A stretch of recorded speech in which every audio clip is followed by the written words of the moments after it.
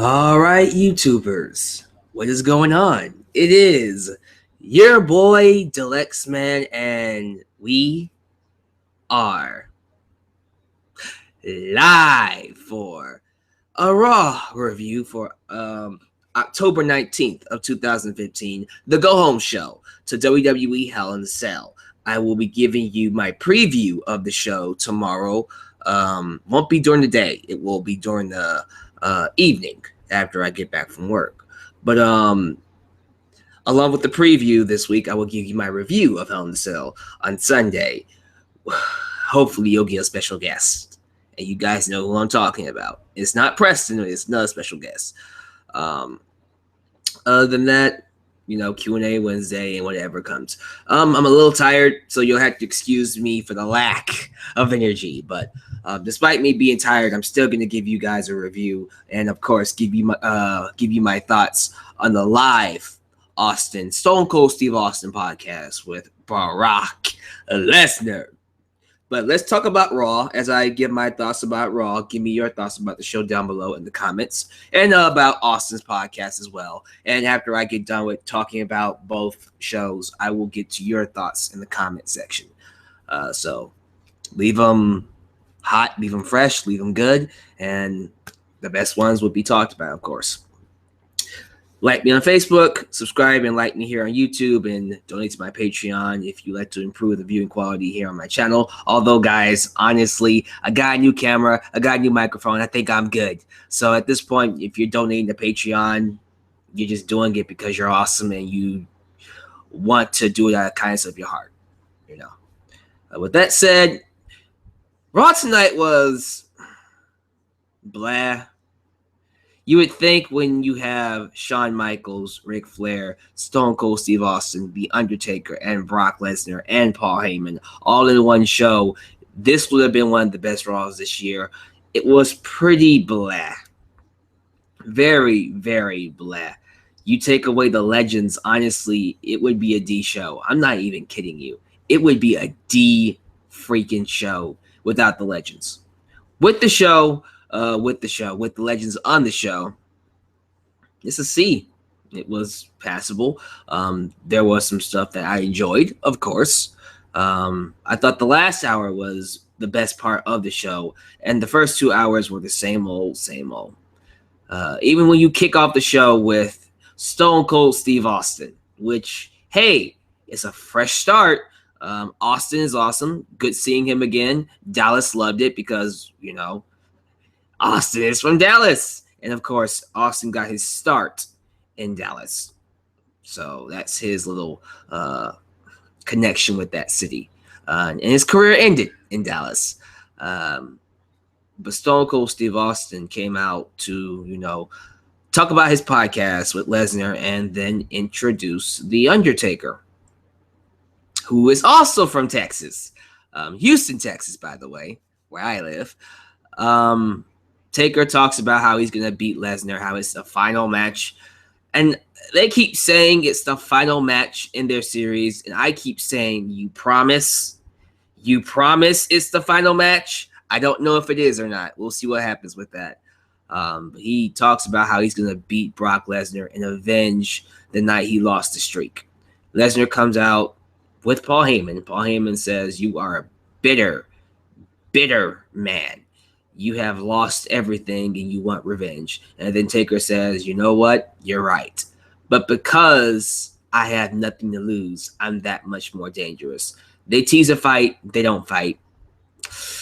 And that's how you open up Raw. It is what it is. I mean, it wasn't like their big brawl they had before SummerSlam, going into SummerSlam. That was freaking amazing. This one was kind of a, all right, watch the fight. That was about it. I mean, it was better than the typical Authority promo or Seth Rollins promo or John Cena promo. It's different, but at the exact same time, it's like, wow, we just brought them on here to talk about their match this Sunday. Nothing else, no interactions. Okay. Shawn Michaels came back and he interacted with Seth Rollins, which was very interesting. I love Shawn Michaels when he talks about how people want to be him, how they're trying to be the next Shawn Michaels, and how people should really focus on being the first them, not the next Shawn Michaels, but the first them. Because if you become the next Shawn Michaels, you are a carbon copy of Shawn Michaels. You are seen as a ripoff of Shawn Michaels. Why not be the first Seth Rollins, or the first Cesaro, or the first Daniel Bryan, or the first, Chris Benoit, or the first blah, blah, blah, blah. You know what I'm saying? And, Seth Rollins was being the same bratty, spoiled little chump that he's always been, and told Shawn Michaels that he's better than him. And then Shawn Michaels said, well, if you're so good, then fight Ryback. And I lost interest.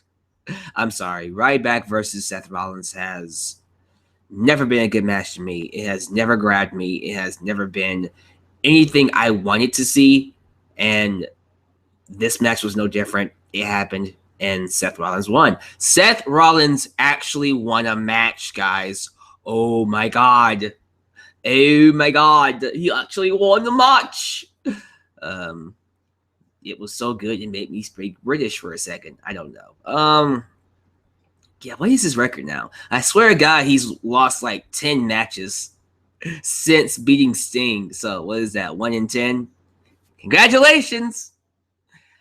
But yeah, and then the other legend was Ric Flair, who came out at the top of the last hour, and he introduced Roman Reigns, who had a promo segment with Bray Wyatt, who came out with Eric Rowan. That's right. Eric Rowan returned tonight, guys. Don't know what happened to Luke Harper. And also, apparently, Randy Orton missed out tonight for some particular reason. People say he was out on injury or he just completely no-show. Whatever the case, he wasn't at the Mexican tour and he wasn't on Raw tonight.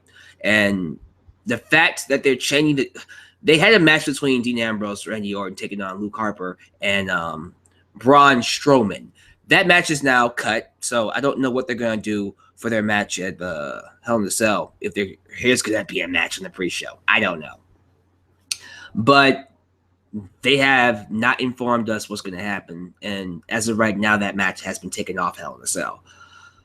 But because that match has been canceled, Dean Ambrose tried to fight Luke Harper and Braun Strowman tonight on Raw, and Roman Reigns came to his defense because, and then Roman Reigns called out Bray Wyatt, told him that he's going to beat him up, that he's a bully, that he's a manipulator, and blah blah blah blah. And Roman Reigns proceeds to take out Rowan, Strowman, and Wyatt all at once, because damn it, he doesn't need any fucking help. He's Roman fucking Reigns.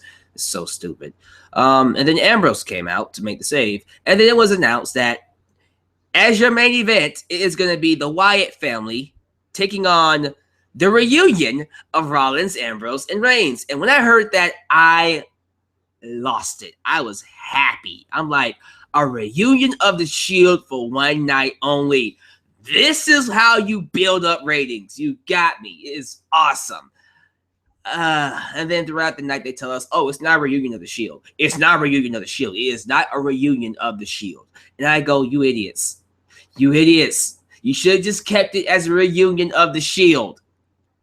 Now, the whole bit with Rollins walking out in the main event, I'm jumping all over the place, guys, because quite frankly, like I said, Raw was blah. It was just one of those shows that had its good moments, but also really didn't leave an impression on me to make me watch it again, honestly. But watching the main event, it was nice seeing the Wyatts in the Shield collide again. But, as I started watching it, I kind of knew midway, let me guess, Rollins is going to walk out on his teammates. And that's exactly what he did. And then Roman Reigns and Dean Ambrose got the shaft. Ambrose had to use a weapon to, first off, lose by DQ, because that's what we want to see, main events that end in DQ. But he used the weapon to help, Reigns and him get the advantage over the Wyatts. And that's how you close the show. Reigns and Ambrose standing tall, because that's going to draw in your ratings, I suppose.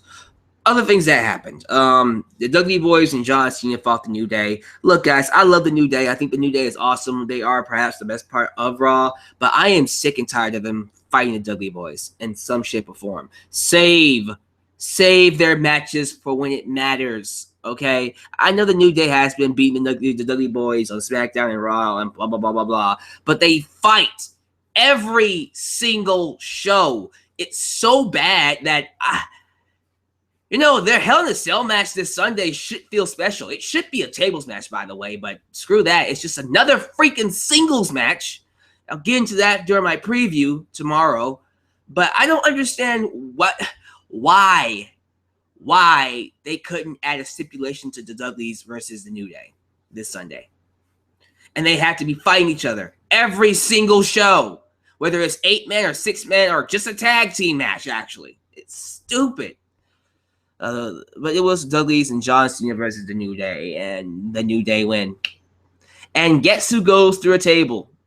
Xavier Woods, just like he always freaking does. It's something the WWE just does that really pisses me off. Stop doing the same freaking matches all over and over again.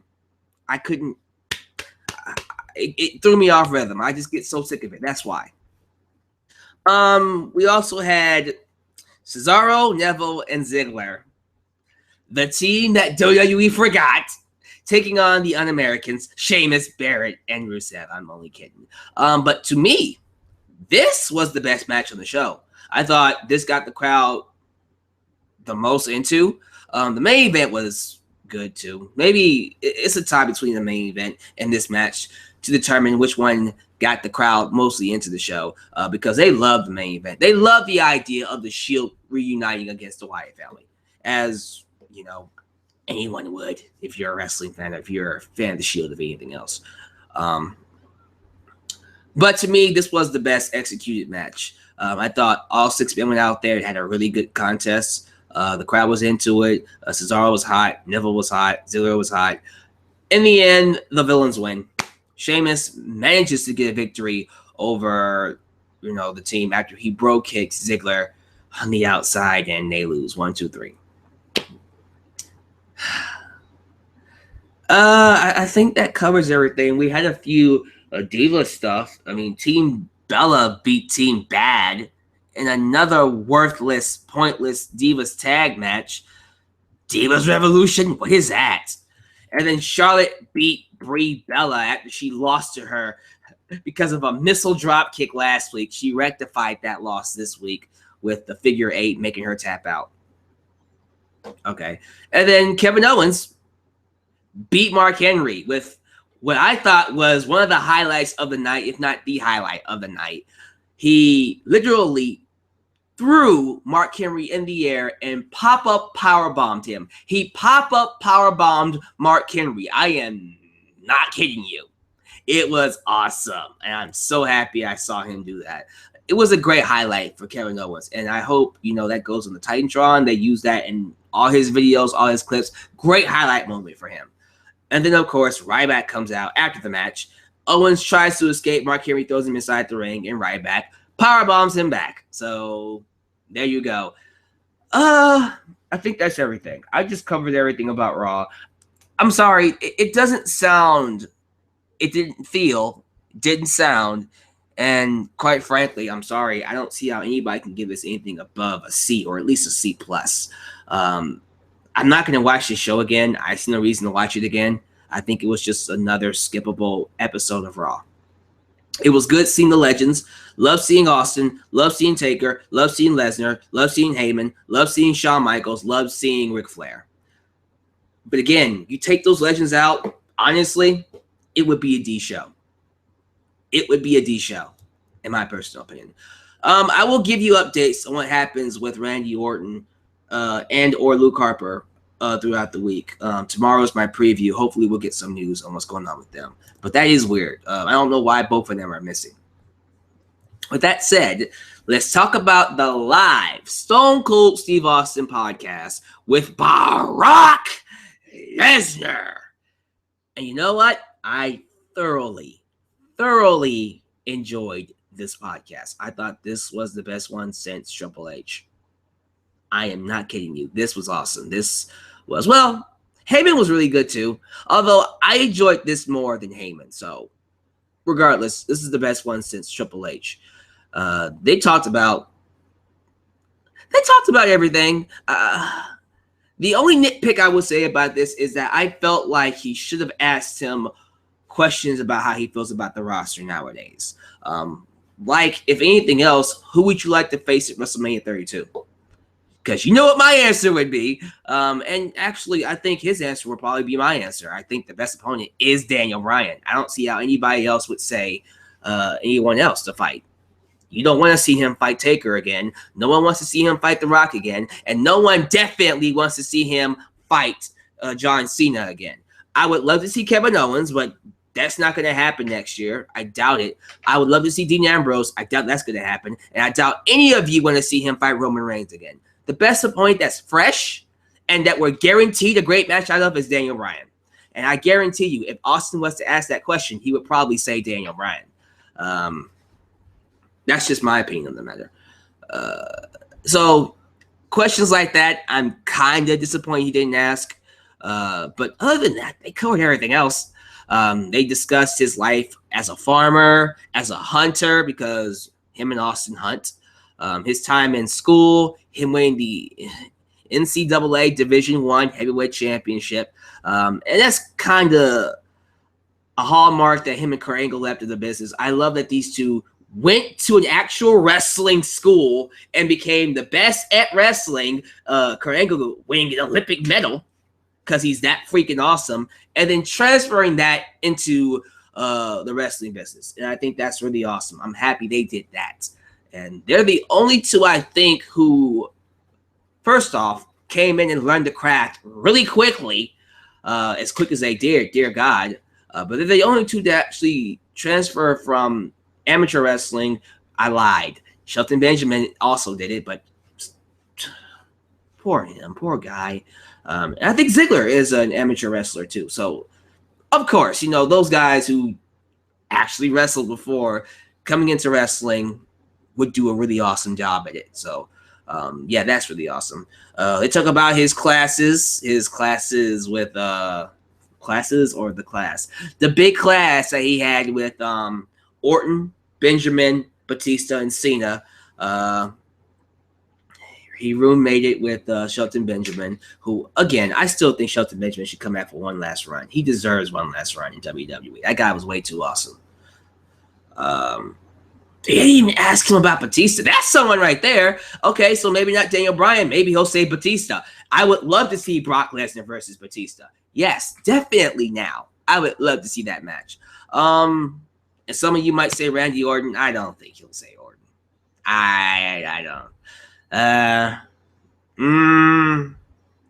think it'd be a great match, but I doubt he would say Orton. I seriously doubt it.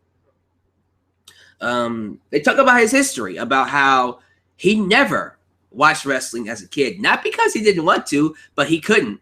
Because apparently while living on the farm, his TV set had access to 2 channels. Part-time 2 channels. So he couldn't really watch wrestling as a kid, even if he wanted to, which sucks. It really does suck. He grew up watching Little House on the Prairie. Little House on the Prairie. Little House on the Prairie. And that's way too funny. Oh my God. He talks about his WrestleMania 19 shooting star press spot. How he broke his neck, and it was nasty. I think you guys know what I'm talking about. But in that match against Kurt Angle, he talks about how he was talked into doing it, how he didn't want to do it at first. He wasn't even going to do it. He was talked into doing it, which is kind of funny to me. I'm like, Jesus, this guy got talked into doing that dangerous spot. I bet he was pissed at the guy who said it. He didn't say who told him to do it, but I'd be laughing if it was Billy Kidman. If it was Billy Kidman, I would laugh my ass off. No, it had to be one of the agents. I don't think it could have been Billy Kidman at the time. Especially, yeah, it wasn't Billy Kidman. But it could have been anybody else. I wonder who told him, though. I'm very curious about that. It's kind of funny that in a year's time, Brock Lesnar would go on to have one of the best matches against Kurt Angle at WrestleMania 19, and then go on to have one of the worst matches of all time against Goldberg at WrestleMania 20. I just think that is just such a big, a stark contrast in matches and quality, and that's just wow. But he talks about his match against Goldberg at WrestleMania 20, and he just straight up admits it. He didn't give a crap. He was fed up with wrestling. He was fed up with WWE, the business, the whole flipping off point before the match, I think. No, after the match. After the match, when he flipped off the crowd, he was actually flipping off Vince McMahon. He was tired. He was ready to go. He felt trapped. He hated the traveling schedule, and he hated people. He says multiple times in the interview, he hates people. Not the fact that he, hates human beings. He just hates being in big crowds, which is weird because he's around big crowds 24/7. It must be different inside the ring. It must feel like, he says inside the ring, he feels like he's in a dome. He's protected. But if he was in a crowd, like in the crowd, he would lose his mind, apparently. It's weird. He's weird like that. But yeah, him and Goldberg deliberately threw that match away. They threw that match out and made it terrible on purpose because they didn't give a crap, which makes sense. Talked about his time in MMA or UFC. People gave him a hard time because, he's a fake wrestler. He doesn't know what he's talking about. And during that fight when he won the championship, he let him know, this is real.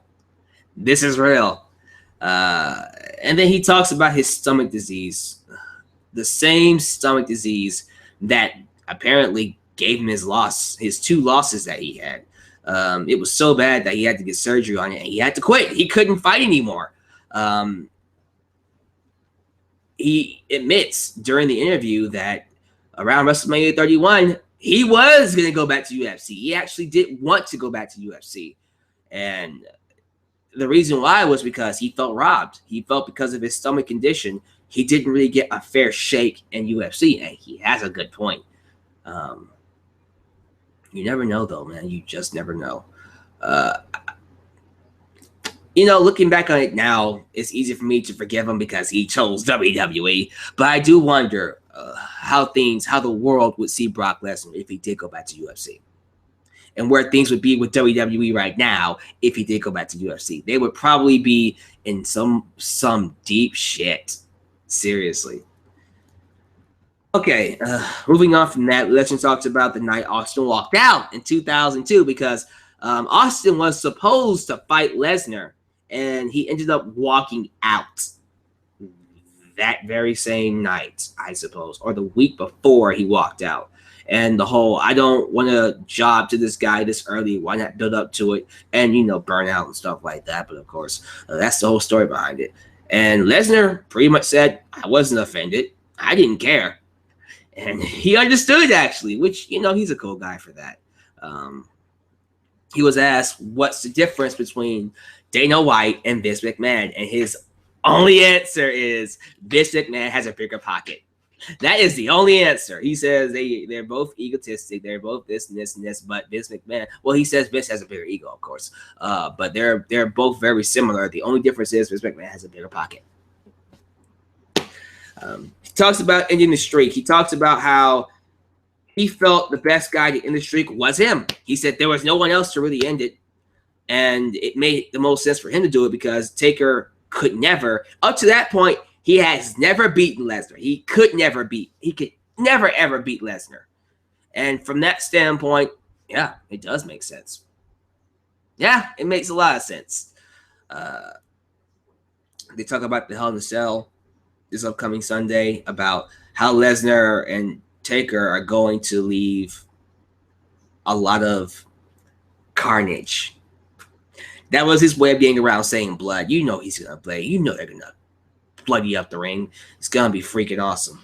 And yes, I do expect Taker and Lesnar to blade and draw blood because they're rich.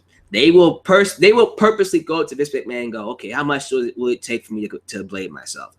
All right, here's the money up front. I'm just going to do it. I'm just letting you know right now. Here's the money. I don't care. I'm just going to blade up front. And I love that. I think that's really awesome. Other than that, man, it was just a really, really good interview.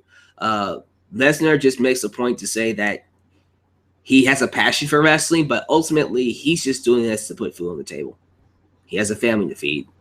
And why not do a job in something you have a passion for? You know, he never had passion for football. He did mention football. The 8 weeks of training camp with the Minnesota Vikings he took after he left WWE, he said just wasn't good.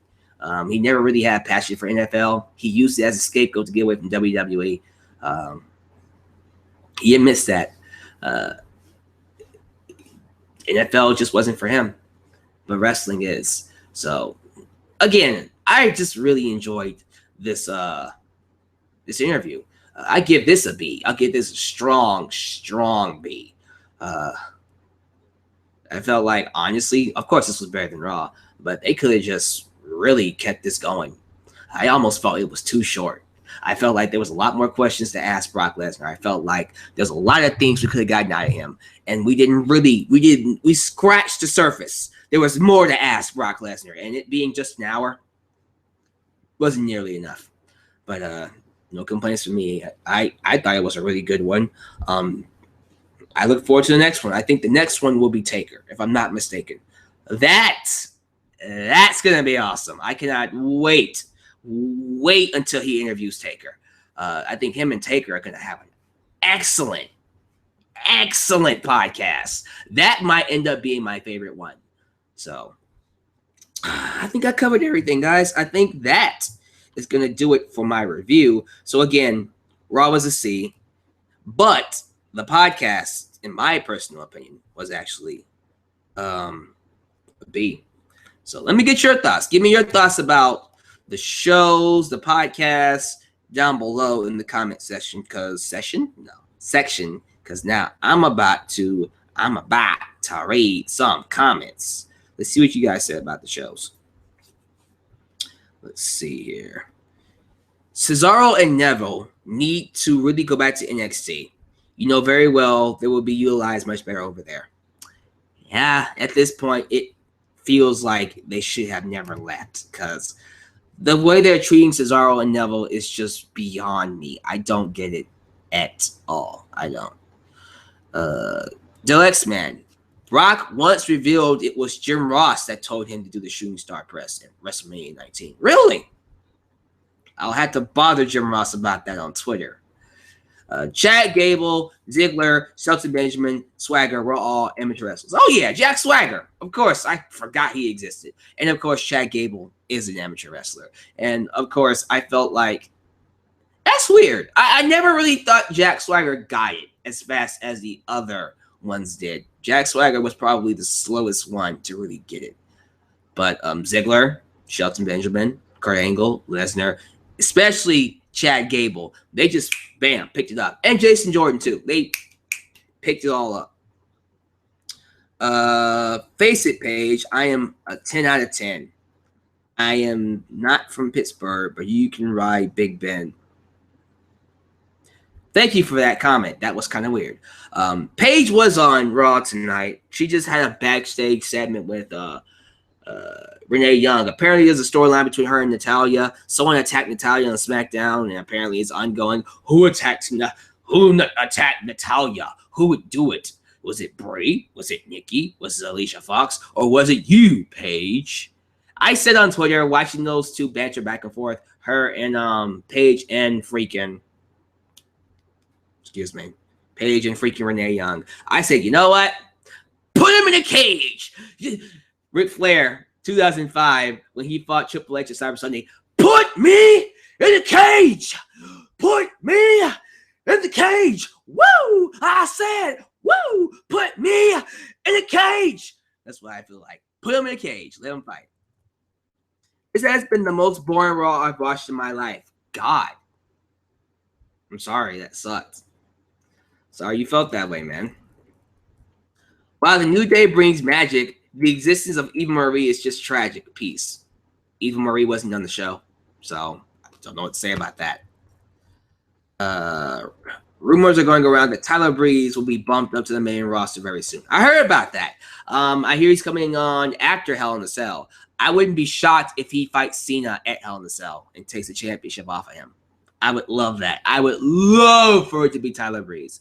It will most likely be Ziggler. Most likely. I would love to see Ambrose versus Lesnar in an Extreme Rules match. Wouldn't ya? Because I would love to see that too. Highly doubt that's going to be the case, though. So sorry about that.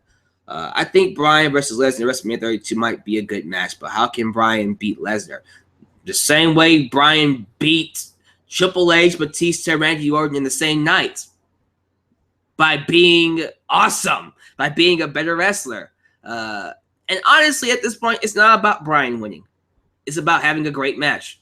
It's about telling the story. That is the ultimate underdog story. Bryan versus Lesnar. The ultimate underdog versus the Beast. I think that screams, take my money, WWE.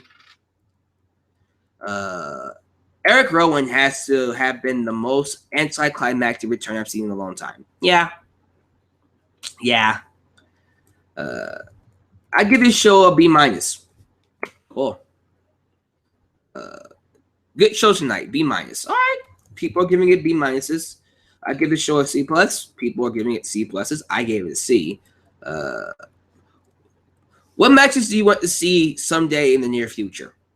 Just fresh matches that I've never seen before. It shouldn't be that hard to make some.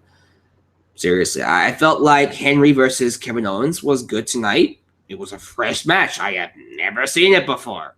I liked the dynamic of heel Rollins and the Shield fighting the Wyatt family. I thought that was very, very interesting. But, whatever is fresh, I'll take it. Why was the crowd so dead? That is a good question. Dallas, Texas is the home of WrestleMania 32. This was a very dead crowd, and it wasn't a good sign. I'm kind of worried what the WWE is going to do for WrestleMania 32 with this crowd being so dead. Were you surprised that there was no mention of the Taker-Brock confrontation after UFC 121? No, I actually thought what they did with the video package and on the podcast was good enough. Anything outside of it, if they don't mention it, it is what it is. Alyx, man, why is it that John Cena buries more people than The Undertaker? John Cena isn't burying anybody. I think John Cena, if he had it his way, he would put over more talent than the WWE is allowing it to. The WWE is burying talent with John Cena. Always remember that. John Cena is a tool. He is. But John Cena gets a lot of flack for a lot of stuff that he does. Some of it is deserved. Some of it is well deserved. But some is not. And some of the stuff he gets blamed for is burying talent. I said it before, especially with Bray Wyatt, with Rusev, the WWE uses John Cena to bury the talent. They don't. John Cena himself will do everything in his power to make them look strong, make them look good. And then WWE will just use him to make them look crap. So, guys, that is going to do it for this review. I will see you again tomorrow evening for my preview and predictions of Hell in a Cell this Sunday. So that's going to be interesting. But give me your thoughts about the show, and if you watched it all, hashtag watched it all. With that said, this is your boy, Alyx Man, signing off. Again, subscribe and like me here on YouTube, like me on Facebook, and donate to my Patreon if you would like to. This is your boy, Alyx Man, signing off. You guys take care. Peace.